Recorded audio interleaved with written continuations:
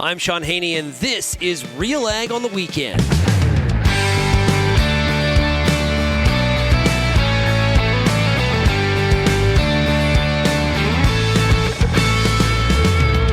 Let's get real and get connected with the week that was in Canadian agriculture. RealAg on the Weekend starts now. Welcome, everybody, to RealAg on the Weekend here on 980 CJME and 650 CKOM. I'm your host, Shaun Haney of RealAgriculture.com. Make sure you check out RealAgriculture.com over the weekend. Here, we can't fit everything into this show. We got a great bunch of content in terms of what happened this week, agronomics, news, machinery, just a whole bunch of stuff that really is a fit for your farm business. Today on RealAg on the Weekend, because, today is the 20-year anniversary of the BSE crisis in Canada. I know for many of you in the beef industry, you know that. You haven't forgot that day. Well, today on the show, we're going to hear from Anne Wasko of the Gateway Livestock Exchange. On that day, on May 20th of 2003, Anne was working for Canfax. And she was the cattle analyst that everybody has grown to appreciate and love and really respect the great work that she does. And I'm fortunate to call her a very, very good friend. Her and I had a discussion earlier this week, and we reflected on the crisis and kind of what it sort of meant to the industry and how we sort of still feel a lot of the hangover here today, still to this very, very day. So we're going to have that discussion. And I'm also going to play for you a clip from RealAg Radio earlier this week with Tim Oleksyn. Now, he's many people know Tim in the beef industry in Western Canada. Tim's ranch is out by Prince Albert, Saskatchewan.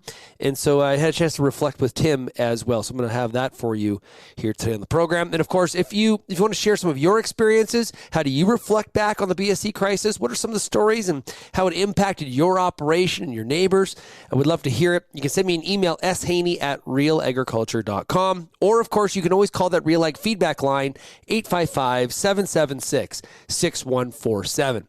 Let's start off with my discussion with Anne Wasko of the Gateway Livestock Exchange. Here it is. Good to be here, Shaun.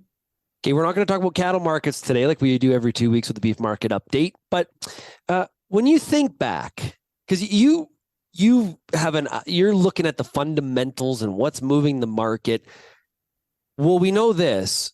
When that border closed to the U.S., the market went one way for Canadian producers. It fell off a cliff. It went straight down. And we were just hoping we were somehow attached to a bungee cord. It was crazy. There was no bungee cord. Oh, it was crazy. It was a crazy event. And I think, we didn't know what we were walking into. Markets collapsed. There was really, I always joke now looking back and saying, my job was a market analyst. And back in that day, you did a lot of talking on the phone to producers and, relaying information back and forth. We always talked about the two-way street. Well, we turned into being at Canfax, the analysts there at the time, we turned into being psychologists. And, a pillow for folks to just call in and share what was going on. And, we tried to give information in terms of what was going on and for the day of, whether, the news on border reopening or not, or whatever the case. But it was, when you have nothing to go back to where you were accustomed to always kind of having a response or an answer, it was tough, really tough. Now, a lot of times we focus on the economic hardship that was created here in Canada. We talk a lot about the integrated system of the beef industry, cross-border Canada, Mexico, the U.S. What were some of the impacts south of the border on American producers? Was that a good time for American beef producers while Canada was suffering, or were there some issues there because of how integrated we were? Do you remember? Well, initially prices responded higher. The futures market moved higher because the supply changes overnight. But if you recall, of course, that same year, in December, the U.S. had their first case, which of course created lots of market collapse at that time for them. Much more short-lived than what we went through, but so I don't think I would want to sit here and say that there was no impact, because they did feel it certainly that following December. But initially, the And futures markets are supposed to respond like that. If they see a shortage of supply or something's changed on the supply or demand side, then they respond. So certainly that was the initial response, which was, kind of just egg in the face for Canadian producers. Yeah, you just made me think of Ralph Klein. Shoot, shovel, and shut up. I just thought of that. Yeah. I had totally forgotten it. I had erased that from my mind, but I now remember. Yeah. Yeah, that one was used a bit back then.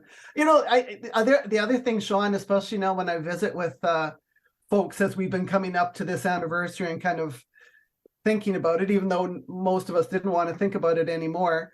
For those that went through it, the first word when I talk to them today about it is, I just remember fear. Fear was the word that they used when they were describing to me, this is in the last couple of days. And this is 20 years later. That's the emotion that they remember today. I did an interview with Ken Schaus, who is a beef producer in Ontario. And he said, Shaun, I got to admit, just you asking me this question about the impacts and saying BSE, he's like, I got a bit of a shiver. Like, there's not too many things that happen in our lifetime in the industry of agriculture where still 20 years later, people get that sort of physical reaction, not just like some of the mental scars, but there's still some of like physical reaction to that time. It just tells you how steering through that period was so traumatic on people. Yeah. Yeah. Well, think about the numbers. So putting the analyst hat on here, from before BSE, so on January 1st, 2003, to what our cow herd was on the start of this year, our cow herd today is 25% smaller. And when you look at census data, and so I have to use 2001 to 2021, that 20-year period, 40% fewer beef farms reporting in 21 than in 2001. So you could argue certainly size of operation has gotten larger, but just talking about sheer numbers of producers, a 25% reduction in cows and a 40% reduction in beef producers. Really spurred by that event, right? Like, obviously, the drought has held us back from rebuilding, but that event spurred this decline. Oh, absolutely. In the last number of years, we've been piddling around at 1% to 2% lower per year, drought impacts and profitability and all those things. But the big driver, that decade to 12 years after BSE, was really when those big numbers changed. And that's not even accounting for, if you recall, from 2003 to 2005, when our cow herd exploded because we couldn't sell a cow, right?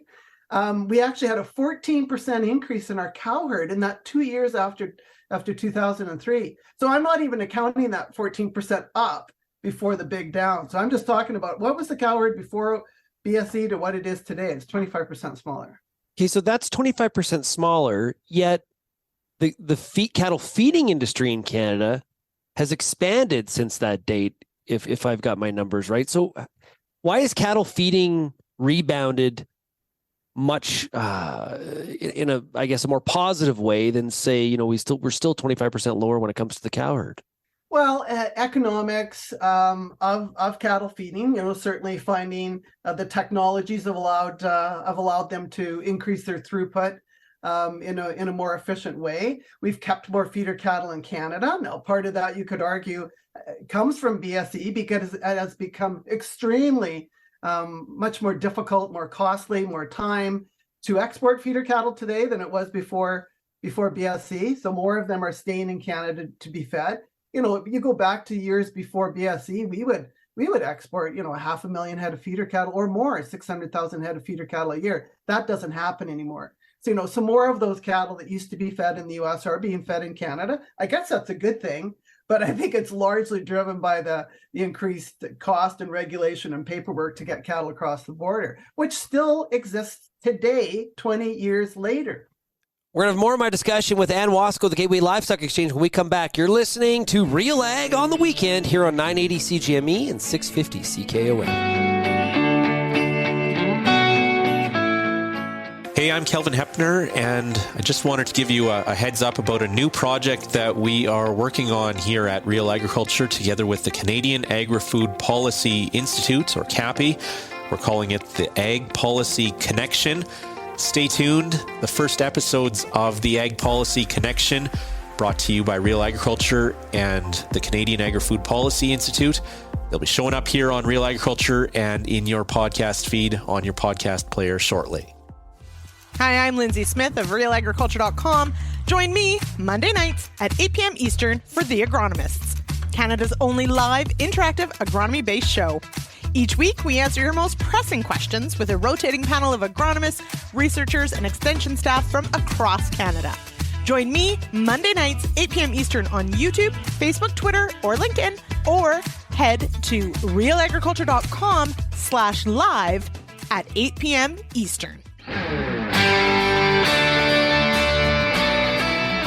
And welcome back to Real Ag on the Weekend as we reflect on the 20-year anniversary of the BSE crisis, and we're chatting with Anne Wasko of the Gateway Livestock Exchange. What do you think our biggest takeaway is from this event, and hopefully never to be repeated? It's not like these aren't lessons to be learned where the next time this happens, but what do you think was one of our biggest learnings as a beef producing country? I guess, and I think there's a few, Shaun, but one that jumps to my mind is I think we have gotten better about diversifying and thinking about ourselves in a more broader way in terms of our industry. We're not just an offshoot of the U.S. And so in terms of trade, in terms of thinking about how we market Canadian beef, the stories we tell, and all of these things are happening, I think, around us to a smaller degree, but I think we've been able to get super focused. Before BSE, there was lots of complaints about mandatory identification RFID tags. I mean, you don't hear that story anymore because it was really a key factor in getting us through that challenging time and getting borders open as swiftly as the industry and government were able to. So those are some of mine. I guess one of the other kind of pro-con thing, just wearing the market analyst hat again, was, I think BSE just was disastrous to our cash market, right? I mean, you couldn't sell anything, and for the longest time, you were begging for a spot to get cattle processed and all the rest of it. And I wonder today, and I don't have facts to back this up, but I wonder today if that's led us to more contracting, more committed supply in terms of, I don't want to ever have to go look for a kill spot again. I'm going to be more proactive. And maybe that's a good thing, proactive in terms of managing my price risk and managing where I'm going to get those cattle harvested. We don't have all those packing plants in the U.S. that we were able to go to before BSE. There's a handful that we can go to now. So, things like when we have a weak basis year like we did in 2022, it's harder to correct the basis or improve the basis because we don't have that ability to export like we used to on the live cattle side. So I think there's some long tails all through it in terms of, the diversification piece I talk about, and then in talking about this marketing piece. What the heck would we have done had we not had a domestic packing capacity? Like if we didn't have, obviously Brooks and High River are the two largest packing plants in Canada. And the border was closed, so it was trying to find, there was set-aside programs going on. We were just trying to fit this, huge amount of volume through this funnel, okay? What the heck would we have done if the slaughter capacity was all in Idaho, Washington, and Montana? Just think about that for a second. The importance of the domestic slaughter capacity. I think that was a big takeaway. Yeah. No, that's a very good point, Shaun. And for sure, I think that's that carries on today. And you even hear it, even though I suspect, and I won't get into it, I suspect some of your other folks that you're going to interview are going to talk about the impacts of the SRM and what that's done in terms of packing plants, small, medium, and large. And so, and kind of the focus as we go forward to try to get, some more of that medium and smaller size built around us again for some of that capabilities to weather these kinds of storms. Because, I think looking at it from that perspective, Talked to the fella that sent his cows to market shortly after and got an invoice in the mail because it wasn't enough to cover the commission, right? So there was no place for cows to go. That's where the fear comes in. Like, you get back to that word. It's that's it's the, we were talking in the office this morning. I was trying to come up with a word, and in terms of how abrupt the change was. Okay, as you had the U.S. close the market, which was just, that was the biggest one, but there was 40 markets in total that closed to Canadian beef and cattle.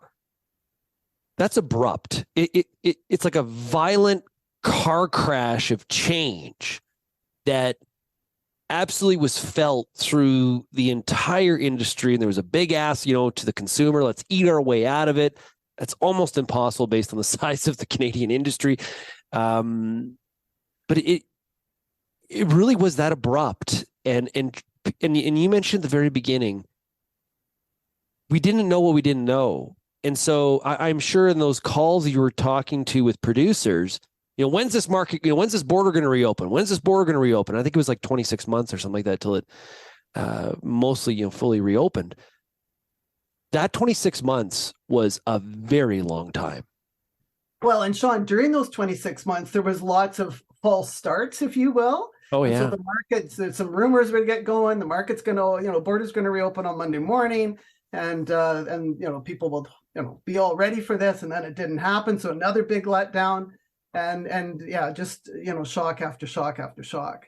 How important were the government program? We mentioned set aside earlier. How important was the government programs in the interim to get as many people as possible to the other side of this? What do we reflect back on them as helpful, or how do we view it? Well, in my view, absolutely imperative. Is anything ever perfect? No. Did we learn some things? I hope so. I think we tried to kick it down the road again during COVID. In terms of that set aside program, but no, there needed to be help. There needed to be a specific program, and I think lots still argue that did it all trickle down the way it should have, but I think it did an awfully good job of getting us through at that time, given what we knew at the time. So luckily we have a bovine we can set aside, versus a pig or a chicken. And so we used that to kind of get us through, if you will. But they were certainly useful programs, and very important at that time. We'll continue my conversation with Anne Wasko of the Gateway Livestock Exchange, reflecting on 20 years after the BSE crisis. When we come back, you're listening to RealAg on the Weekend, 980 CJME, 650 CKOM. The next generation is the future of agriculture, but how do we launch from one role to leading? From succession planning and family dynamics to understanding finances and making the tough calls to discovering paths others have taken all through agriculture, the Successors Podcast covers it all. Tune in with me, your host, Kara Oosterhuis, simply by searching The Successors on your favorite podcast platform, or you can find it by visiting www.realagriculture.com. Canola is more than just a pretty face in the prairie landscape. It's a big business, both here and around the world, that requires you to be informed and up to date on everything it takes to grow a successful crop. The Canola School on RealAgriculture.com has an expert library of video resources covering markets, agronomy, and more to help you grow a healthy and profitable canola crop. Visit canolaschool.com today. Brought to you by BASF Canada and Invigor Hybrid Canola. Whether you're seeding, harvesting, or anything in between, the Wheat School on RealAgriculture.com has you covered. Timely agronomic information from industry experts available online anytime. Give your wheat crop a good start and a great finish with the Wheat School on RealAgriculture.com. Brought to you by C&M Seeds, Syngenta Canada, and the Alberta Wheat and Barley Commission.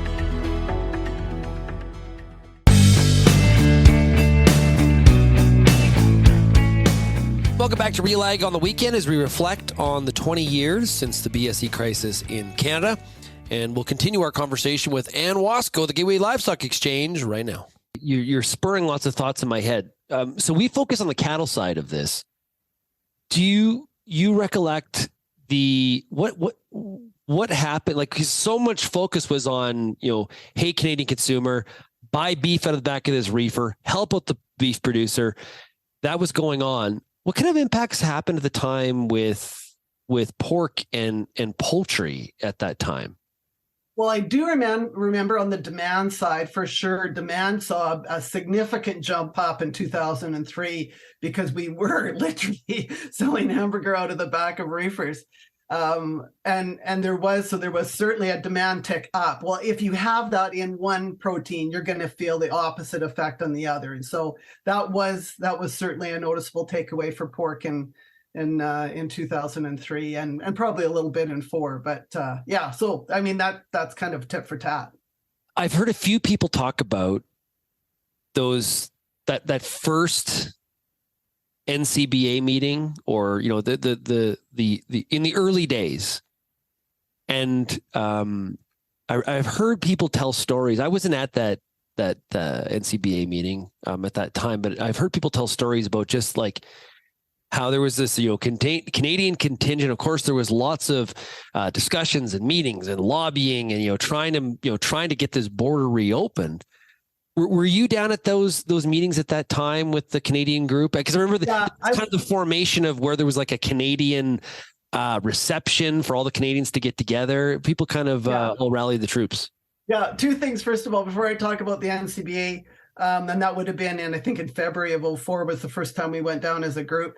But just thinking about when you talked about the abrupt change a minute ago, I was asked to go speak to some American cattle producer meetings shortly after BSE. I think they really struggled with understanding, why was it such a disaster for Canada when they had just gone through their BSE case and then they're off on their way. But, it was clearly, and even to Canadian producers, showing them how different we respond and are reliant on trade, right?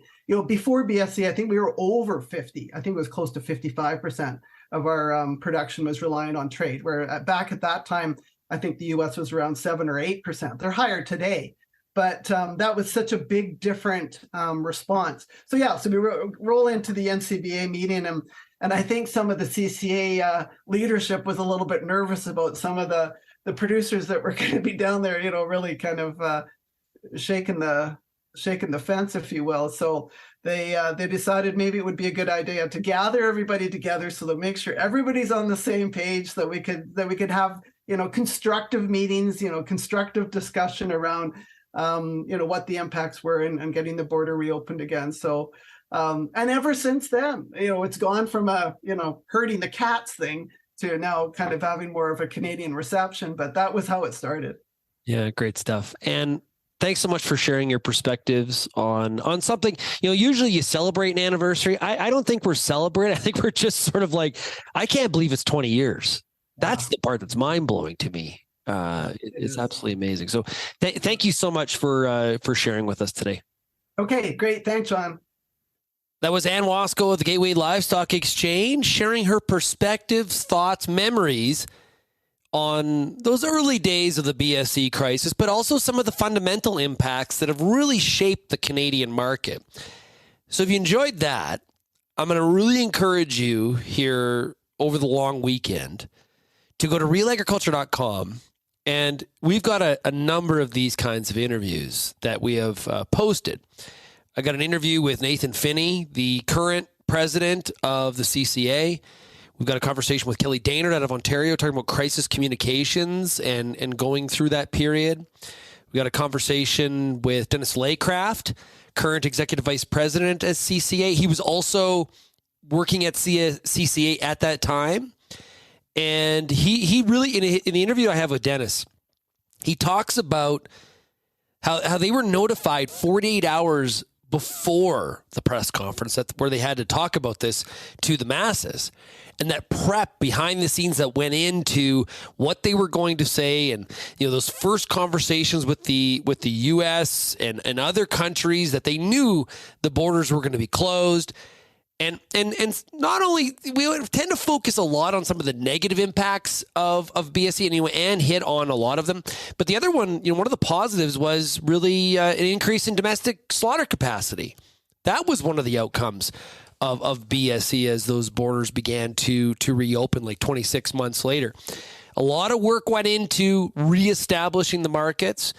And, all these people that we've talked to, they were impacted. There's influence, but it really took a real group effort. And one of the other things we've done, too, is we got a lot of your feedback as well, which has been absolutely tremendous, is hearing from feedlot owners, from ranchers, from the purebred industry, from people that had cash crops that were selling barley, and we're like, oh my goodness, who's going to buy this barley? Like, there was so many unknowns, and Anne brings it up, fear, right? There was a lot of stress, and it still does kind of make you sort of tingle a little bit when you do think about some of these memories. So really enjoyed that discussion with Anne Wasko. Of course, also ranches in East End, Saskatchewan. So great to hear her on here on RealAg on the weekend. And of course, every 2 weeks, Anne and I do a beef market update that you can find at RealAgriculture.com. Okay, let's take a break. When we come back, we're going to hear my conversation with Tim Oleksyn. He farms and ranches in the Prince Albert area. A chance to catch up with Tim and talk about his memories as he reflects on 20 years since that May 20th day in 2003. We'll be right back on RealAg on the weekend here on 980 CJME, 650 CKOM.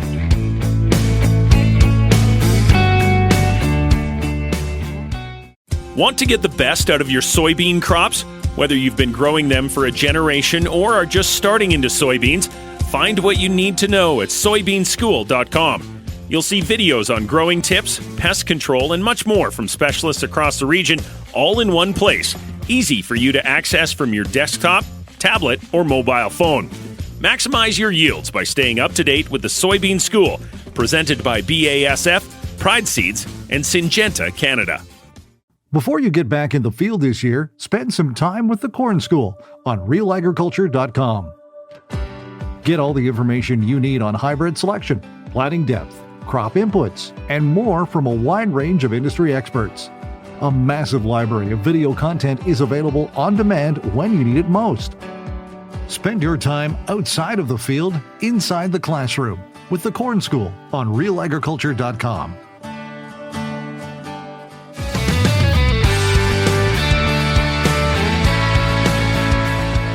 When I think of that May 20th day in 2003, I reflect on, okay, what was I doing that day, right? Like, and we all know where we were that day. If you were in the cattle industry, there are things that you remember. your firstborn, your wedding, and where you were on that day, right?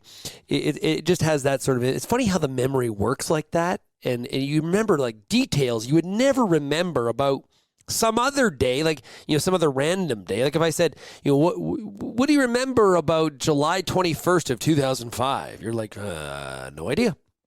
But May 20th of 2003, I guarantee you remember. And I remember that morning we were, our family farm, we were farming at that time, and we were going to buy a skid steer. I remember the skid steer salesman was at our place, and we were we're going to try to figure out if we were going to actually do this deal. I remember my dad saying, no, we got to honor our word, and we got to buy this skid steer. And really not knowing what was in front of us and some of the hardship as ourselves and everybody tried to steer through this really, really economically incredibly hard time.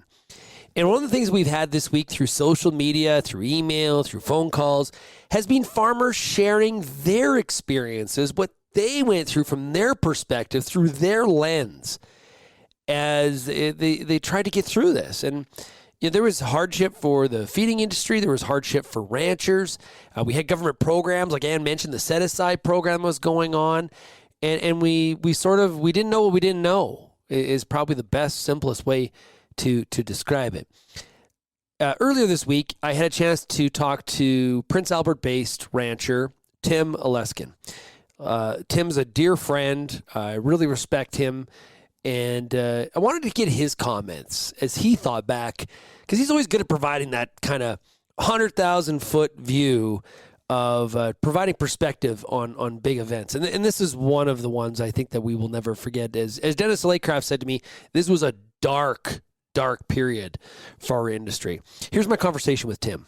Oh God, you bring back, I remember that, that call and then a flurry of calls that first morning from leadership out there, and when people that are outside of the organizations, outside that were ranching and just were looking to people that were more involved and had their ear to what was happening, and talk about trials and tribulations. It was heart stopping. It really was, and we've learned so much from that time, and we've gone both ways. I mean, people won't appreciate all my comments on this, but we've done good and bad since that day. But the realization of good people and the fact that what we needed of national and provincial organizations to walk through this, and the ability to have some fierceness in our conversations with our trading partners, especially down on south, that wasn't just Asia, have been an ongoing process, Shaun.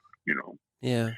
What do you think we learned? Is it that we have to be trade diversified? In some ways, I think of that. Like, we're obviously very reliant on the U.S. market, but it was the U.S. and 40 countries that closed their borders. So there were no takers of Canadian cattle for some time.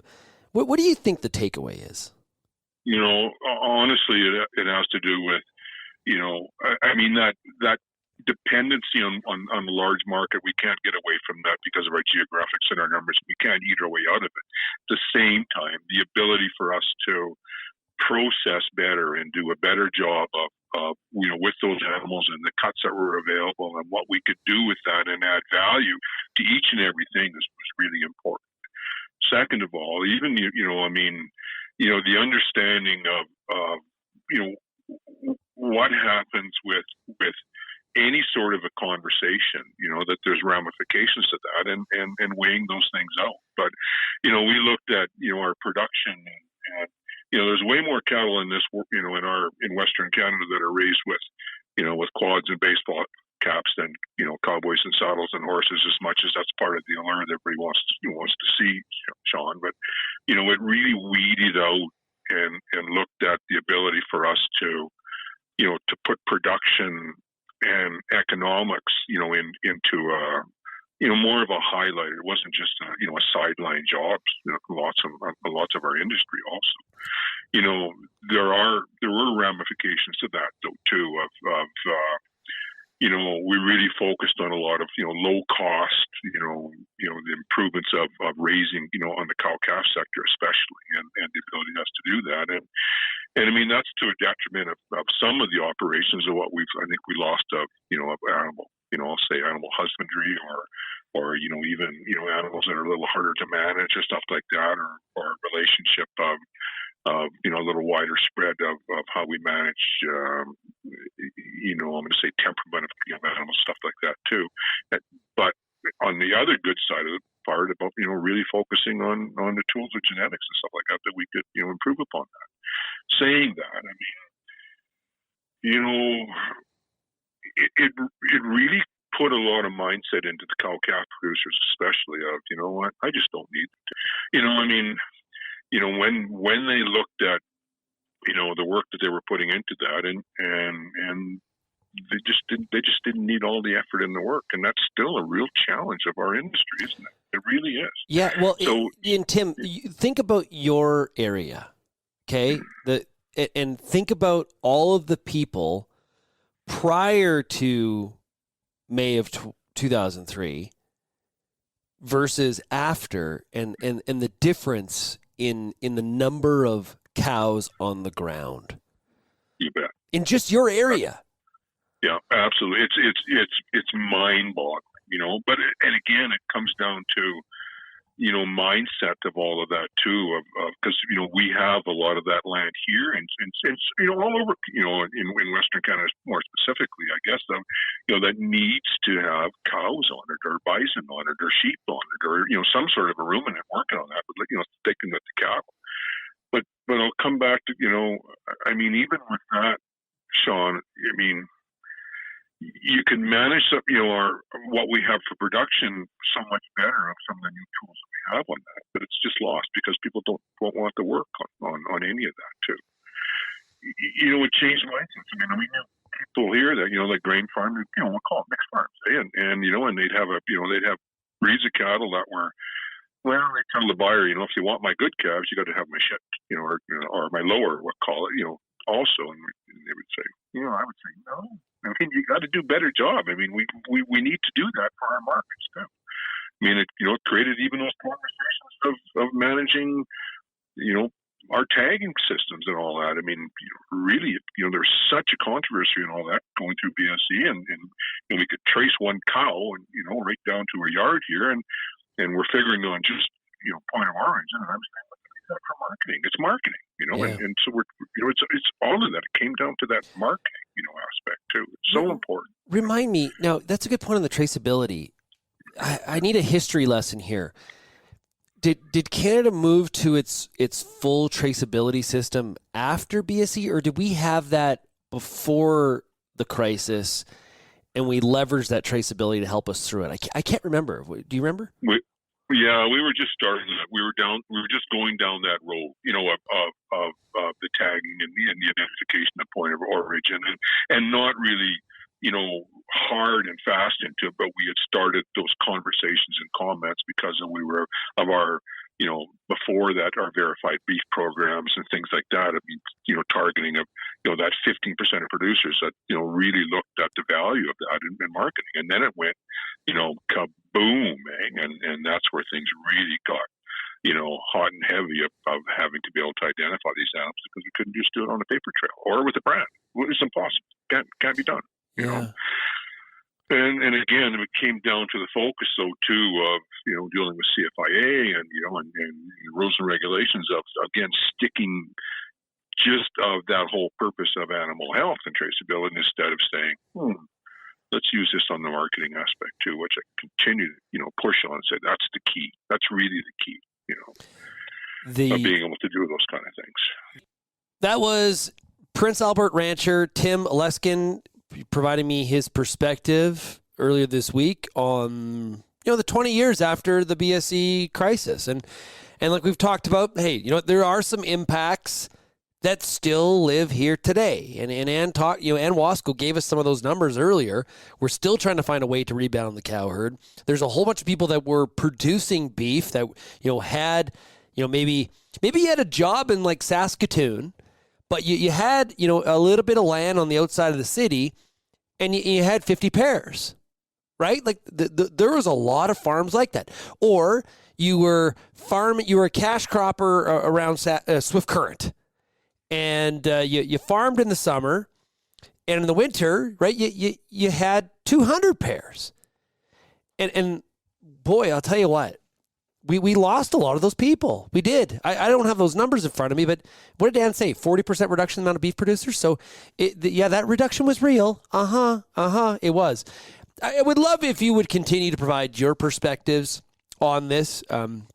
What did we learn? What are the takeaways? Some of the challenges your farm personally went through. We've been getting those all week from the Real Agriculture audience. Also encourage you to go to RealAgriculture.com and make sure you see all of our coverage of the BSE crisis anniversary and the reflections of it. But also there's a lot of stuff that happened this week, and you can catch up on all of it here over the long weekend on RealAgriculture.com. My email address is shaney@realagriculture.com, or of course you can find us across all the different social media applications. Our username is Real Agriculture on YouTube, Twitter, Facebook, Instagram, as well as TikTok. You can also call the Real Ag feedback line I like to hear your voice. The best part is you don't need to come on the air live. You basically phone the number, press the number 3, and you leave me a message. The number is 855-776-6147. As we get into the back half of May, which is really, really hard to believe, enjoy the long weekend. I know for a lot of you, you're probably going to be trying to complete seeding or getting other stuff done around the farm or the ranch. You know, take some time also to enjoy some family. The May long weekend is always a busy weekend in agriculture, and I'm sure this one will be no different. Thanks, everybody, for getting real and getting connected on Real Ag on the weekend here on 980 CJME and 650 CKOM.